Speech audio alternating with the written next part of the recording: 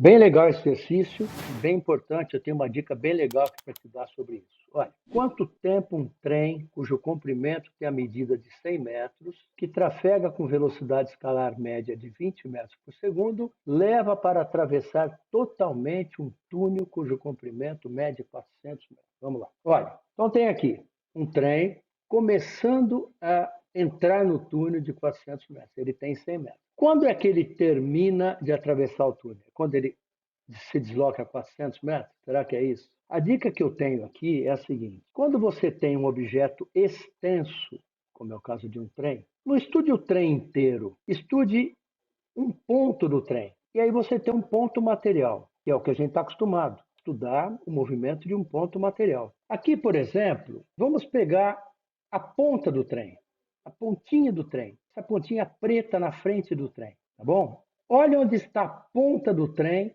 quando ele termina de atravessar o túnel. Quanto ela se deslocou? 500 metros. Essa figura mostra bem isso. Se a ponta do trem se deslocou 500 metros, o trem se deslocou 500 metros. Não é? Fica mais fácil pensar assim, com um ponto do trem. Então, o trem se deslocou 500 metros. Agora fica mais fácil, tá certo? Velocidade é ΔS sobre ΔT. A velocidade do trem é 20, ele sofreu um deslocamento de 500 metros, eu encontro ΔT. Eu passo o ΔT aqui multiplicando o 20, fica 20, ΔT igual a 500, tá certo?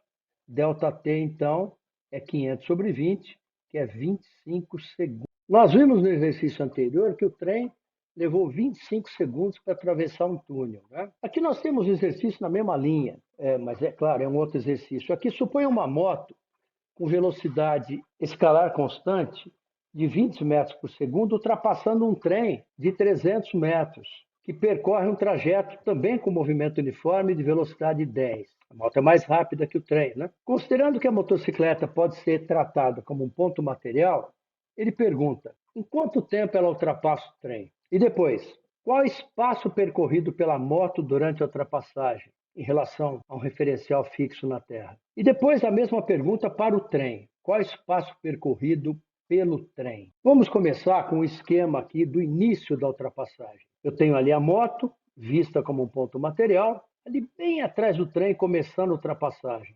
Vamos escolher a orientação para a direita e a origem da trajetória bem naquele ponto onde a moto começa a ultrapassagem. O trem tem 300 metros de comprimento. Do mesmo modo que no exercício anterior, eu não estudei o trem como um todo, eu vou estudar aqui só a frente do trem, o pontinho da frente do trem. Esse pontinho da frente do trem, então, ele tem que posição inicial? Qual é a posição inicial dele? 300 metros.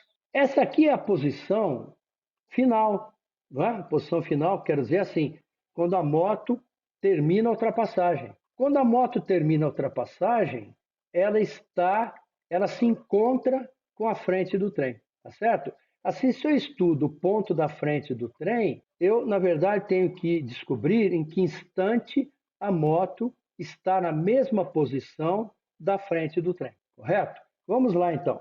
Primeira moto, posição inicial 0, velocidade da moto, aqui não é velocidade média, a velocidade da moto é dada 20 metros por segundo. Montando a função horária das posições para a moto, eu tenho posição da moto igual a posição inicial da moto, que é 0, mais a velocidade da moto, que é 20, vezes t. Tá? Posição da moto igual a 20t, correto? Fazendo a mesma coisa para a frente do trem. Veja que eu só trabalho com ponto material. Eu não estou trabalhando para o trem, é a frente do trem. Pontinho da frente. Pontinho da frente, a posição inicial é 300 metros. A velocidade do pontinho da frente é a velocidade do trem, 10 metros por segundo. Montando então a função horária para o pontinho da frente do trem, eu tenho, olha lá, posição inicial 300 mais 10t. Essa é a função horária para o pontinho da frente do trem. Mas quando é que os dois se encontram? A moto e o pontinho da frente do trem, que corresponde ao fim da ultrapassagem, né?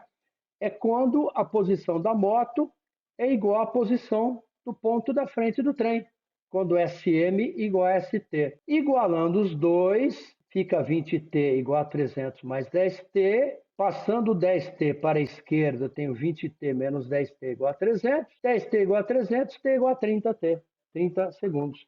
Eu tenho, então, que a moto leva 30 segundos para ultrapassar o trem. Veja que se eu não fizesse isso, de escolher um ponto do trem e pensasse no trem inteiro, seria uma loucura isso. Seria um exercício muito difícil de ser resolvido. Não sei nem como eu faria, né? A estratégia sempre é essa, escolher um pontinho do trem. Sempre que eu tenho objetos tensos, escolha um ponto dele.